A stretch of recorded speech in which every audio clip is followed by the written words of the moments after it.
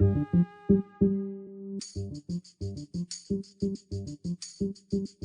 is a way that my kids will be able to know me in a way I didn't know my own father. And I think that's pretty daggone cool. Hey everyone, welcome to the Life of Dad Show. Here in the Life of Dad Show, we talk with athletes, actors, entrepreneurs, CEOs, musicians, entertainers who've all made a name for themselves, but the one thing that is most important to them is being a dad. On this week's edition of the Life of Dad Show, I'm sharing my interview I did with Marty Smith. Marty Smith and I talk about fatherhood, working at ESPN, and of course his new book, Never Settle, Sports, Family, and the American Soul. Just what you see on ESPN is what you get in this interview. Marty is full of energy, passion, and really cares about being a dad. So let's get into it. Here's my interview with Marty Smith. Enjoy.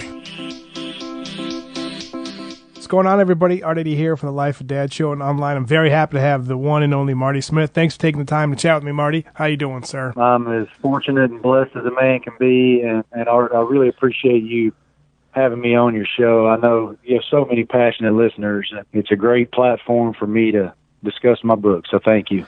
Yeah, I got to say congratulations about your book. Of course, people know you for the great work. You're a very busy man on ESPN, whether it's doing your podcast, doing your radio show, or just covering a certain event, man. It's great, and I love the passion you have, and you can see it in your new book, Never Settle, Sports, Family, and the American Soul. I always ask people when they write a book, what was their inspiration, but digging a little deeper and reading the book and just kind of seeing what you're about, sir. Kind of mentioned about in your profession, there's, especially in the social media age, there's not that much retention for everything. Everybody's on to the next. And then you talked about a musician where they'll have songs. So you wanted to put this book out there, not just for other people, but for your family. Is that kind of correct, sir? That's absolutely right. I just feel like I've had such a wonderful opportunity with ESPN to travel the world. And despite the fact that I've seen the world, I've been to China, Iceland, Mexico, all over the place. I'm still rooted in rural America, in Appalachia, where I grew up. Because of that, I've kind of had this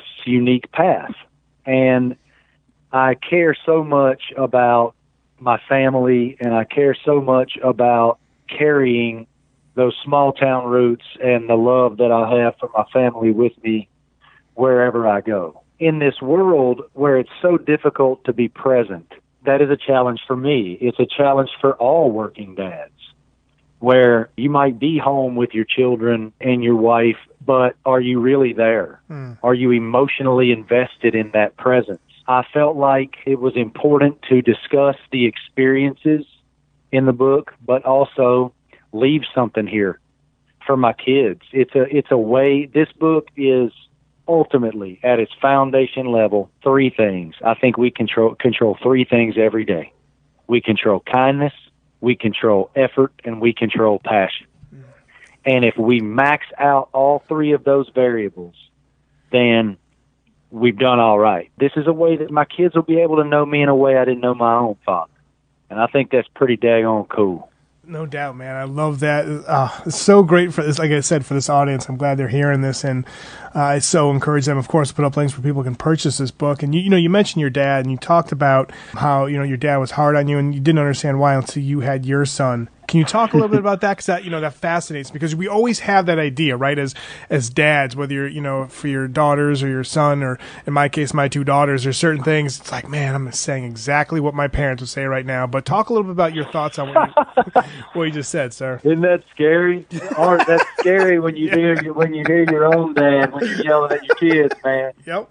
My father just set these mountainous expectations before me, and it didn't ever seem like, in the moment, when we're young people, when we're young and impressionable, we're also self-absorbed. It's just how we're created. And through time and experience and triumph and failure and mistakes, hopefully we glean the perspective that offers us some context on why our parents took that approach, right? Mm-hmm. And so until I had my son, whom I adore, he's 13, I did not understand why Daddy was so hard on me. He demanded that I do well in school. He demanded that if I was going to play a sport, if I was going to start it, I had to finish it. And that has been applicable through my entire life. He was the kind of dad that if I went out and felt like I did this really well in that game, or I achieved this on that test. If he knew that it wasn't my best, then he wasn't going to pat me on the butt. But that's all. Ultimately, I realized that's all he wanted. If you give me your absolute full tilt, maximum effort, then I am so overwhelmingly proud of you. But I know what that effort is. So don't try to pull one over on me. And, man, I live it now because I have 13, 10, and 7 at home. And all I want in their academia, in their extracurriculars, give me every ounce of everything you got. And you will not have a prouder parent. That's awesome. And Art, until I had my own, I couldn't understand what he saw. Like, we're raising our kids up in this world that is moving so quickly. Yep. And they have so many outside influences, some within our control, most of which beyond our control. And so what you're attempting to do every day, not only through a verbal approach, but through an example, through living and loving, you're trying to raise empathetic young people who contribute and who are caring and are well-mannered. And gracious, that's a heck of a responsibility that you can't understand until you're immersed within it. No doubt. Yeah, because, I mean, that cliche is so true. A baby changes everything, and what you said was spot on, Marty. And while you're writing this book, you're sharing all the things you've experienced in life, and you want to make sure that your kids have something to reflect in everything that you pushed into your life and what you want to get out of life. How hard was it to kind of get everything into that book? And while you were doing this, were there certain things that like took you back and you kind of experienced them yet again while you were writing this book? I wasn't close to getting everything in the book, not even remotely. Here's the thing, Art. I consider every one of us to be pieces of clay. And every single experience in our lives, whether it's overwhelmingly positive, whether it's emotionally crushing, whether it's professional, whether it's personal, a relationship, a mistake, some things you want back, those pinch at that clay. Some take a really small pinch. Some take a whole chunk out of a rib. But what they all do is reshape the people that we are and who we will be moving forward. And whether that was my parents dying so young, I lost my parents really young, as you read in the book. Whether that is becoming a parent, whether that is what high school football was to me, whether that's those rural roots I discussed, and people taking chances on me and believing in me, and me taking those chances and kicking the damn door down. Whether that's Nick Saban's influence as the head coach at Alabama, whether that's Tiger Woods, the greatest golfer who ever lived. Sorry, Jack Nicklaus fans. All of these people that I've been so blessed to meet and be molded by have pinched at my clay and made me ponder who I am and who I want to be. And I got the great opportunity to put all of that on paper in a book. Yeah. And hopefully, my hope for this is that it's relatable and that it's vulnerable. And I do believe it's both. Oh, yeah. I totally agree. And what you said right there about the clay, and you know this, being vulnerable and all that, you understand the stuff that you went through that made you yourself, Marty, right? And the same thing for me where, all right, there were some heartbreaks, there were some disappointments, there were some highs, lows, whatever the case may be. But isn't it weird as a parent, just because while you're writing this book and thinking about all the different things that touch your lives, and I love the clay analogy, and I think I'm going to steal that from you if you don't mind, but just don't steal it until after I do the media tour, please. We'll do. We'll definitely do. Definitely, sir. I'm just going to use it with my kids because I think it's a great analogy because you mentioned earlier just with the age where our kids are growing up on, and there's so many different influences and all that. You want to shield your kids, but you can't, right? So you got to balance that. Like, yes, go out into the world, but be cautious, right? Well, and it's a very daunting thing. I mean, it's an extremely daunting thing because they may, especially in that middle school through high school age group, where they manage so much, not only in their physical and emotional growth, but social growth. And that's so hard on all of us. 7th grade ain't easy. I don't care who you, right? Yeah. And my son just went through it, and it was not easy. Yep. And it's still not easy in that age. And you want desperately to subject them to the world, and you want to try to educate them about what's coming, but it terrifies me with social media and with all of those channels that they have to consume information that you may not know about. And I worry, brother, that we're raising a generation of kids that is going to be incapable of doing what you and I are doing right now. You and I have never met, but we're having an open-ended, vulnerable conversation. Yep. And if we were sitting across a table from each other, I'd be looking you dead in the eye. Yeah. I cringe when kids are on phones at dinner tables. Yeah. I struggle with it, man. Uh-huh. And like I see these young people hanging out, and they're all, their faces are in their phones. Are they going to be able, once they get to adulthood, to have a conversation with someone that is devoid of technology? Are they going to be texting each other, sitting beside each other? Yeah. I hope not. I hope I'm wrong, but I fear I'm right. Yeah. We're managing all that as parents of young people. No doubt. I hope we're wrong. I hope you're wrong on that, just because, like, yeah, I see exactly what you see, and there's just certain things where I'm like Kevin Millar. I had Kevin Millar on the show once, and he said at dinner time, all the tablets, even his phone and his wife's phone, go away, and they just sit around the dinner table, no tech. Same for us. Yeah, so same here too. Same for us, man. Yeah. And I'm a little bit of I'm old school that way. Yeah. I'm old school in a lot of ways, just because of how I was raised. I was raised on a cattle farm, again, by a dad who was like, "Boy, get up, we're going to sand the roof on the barn and repaint." I mean, that was how I grew up. And when you're subjected to this, you go, "No, we're not going to have the table. Put them away. Come on, Dad. Sorry, get over it. We're going to talk about your day." Yeah. It's a lot, man. Love it, man. Thanks. I got a couple more questions before I hit you up with the Life of Dad Quick 5. Just kind of going along with the theme of fatherhood. And I know, you touch upon a lot of different themes in your book, but for my audience, kind of share when you found out you're going to be a dad for the first time, what was going through your mind, sir? When I found out I was going to be a father for the first time, I was 29 years old, and I was very naive.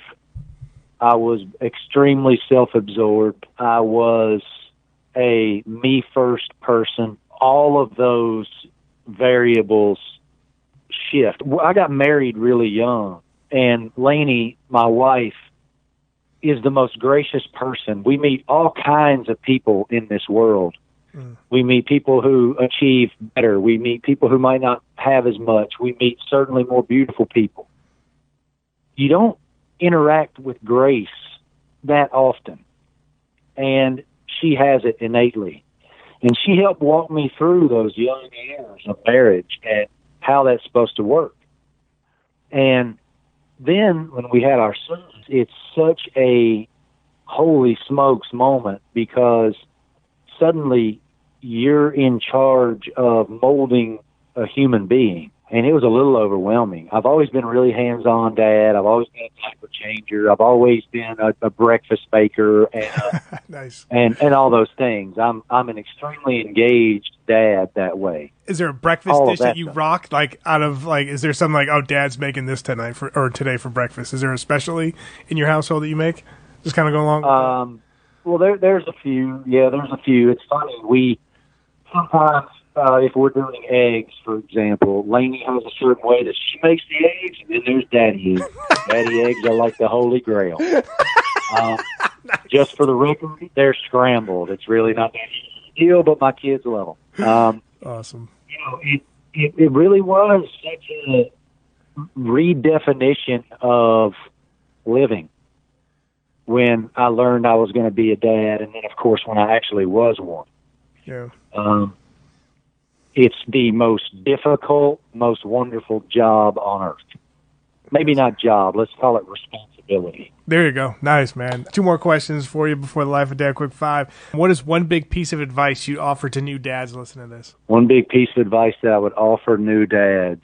I'll take something that I said earlier, but I learned this from a great friend of mine named Steve Burns. He was a tremendous broadcaster in auto racing for the Fox network, and he had cancer, and he battled cancer, and it looked like it was going really well. And so I wrote a piece on him for ESPN.com, and I asked him what he learned about himself, and it was be present.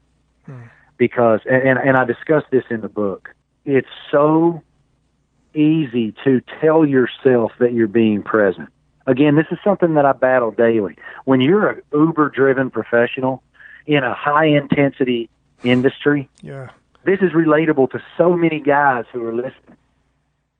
It's easy to tell yourself that you're hanging with your kids if you're taking them fishing, or you're on the jet skis, or you're at a ball game. Are you engaged in what they're telling you, what they're saying to you, or are you in your phone? Yep. And if you're in your phone, then I have this line in the book that I wrote about Coach Saban, and it's amazing how parenthood works. It is long days turned into short years. And if you're not present, those years are ever shorter. Yep. Because the next thing you know, they're 16 and all they want your money and your car keys. And then they're in college, and then they're a professional, and you're not seeing them anymore. Yeah. This is your window. Yep. And I hope every day when I bow my head that my children feel like I'm immersed in their wants, desires, and trials. I hope for that. Powerful stuff, Marty. Thanks again for sharing that, and just kind of talking about the career side and, Uber driven. It shows in all the things that you do. You do things so flawlessly well. But take me back to no doubt, when you started in this industry, was there a person that you covered that when you had like maybe your first one-on-one with that person, you were so nervous? Like, was there, because again, so effortlessly when you do stuff now, it's fantastic, but there's got to be some growing pains, right? I'm guessing when you first started out, was there someone that kind of made you nervous when you approached them to like cover them and do a one-on-one? I'm just curious from a journalistic point of view. It was actually probably well into my career, because when I first moved to television, when I first moved to ESPN, I had covered NASCAR racing for 7 years at that point as a print writer. And so I knew all these guys pretty well because I did the circuit. You're with these guys more than you're with your own family. And then in 2014, ESPN moved me to college football after we lost the NASCAR broadcasting rights. And it was like drinking out of a fire hose, man. I love college football more than anything. So I was aware of the sport. I was an avid consumer of the sport, but there's a vast difference between, man, I really like the sport and I think I can talk about it at the bar, versus I have to disseminate this information to America accurately and succinctly. And so I went into Urban Meyer's office, who is the former head coach at Ohio State, with whom I'm close now, but at the time I wasn't. And here he is trying to prepare a team to play against an Alabama team that everybody knew was going to win. Ohio State had no chance. And in walks this reporter he's never seen or heard of before. And I'm like, man, this guy's going to hate me. He don't want me here. And so I wasn't nervous necessarily, but I was definitely aware. And it wound up working out amazingly well. But because it worked out so well, I was infused with self-confidence. And as I made my way forward in college football, I started to develop a methodology that I felt was applicable to everyone, and that is this: ask fair, open-ended questions that enable them to tell you their story. And it has worked. Oh, love it, Marty. Thanks very much for that. Now I got the Life of Dad Quick 5. Favorite family movie right now in the Smith household is what? We just subjected our children to the cutting edge. Are you aware of this movie from back in the day? Toe Pick. That movie. It was quite a spectacle. They didn't really understand what they were watching, but they have since gone back and watched it multiple times in the aftermath. So I think that it worked. Wait, did you say you're doing finger painting? I'm telling you, man. It's very funny. Yeah. They're all in on the cutting edge. Such a good movie, man. Love that.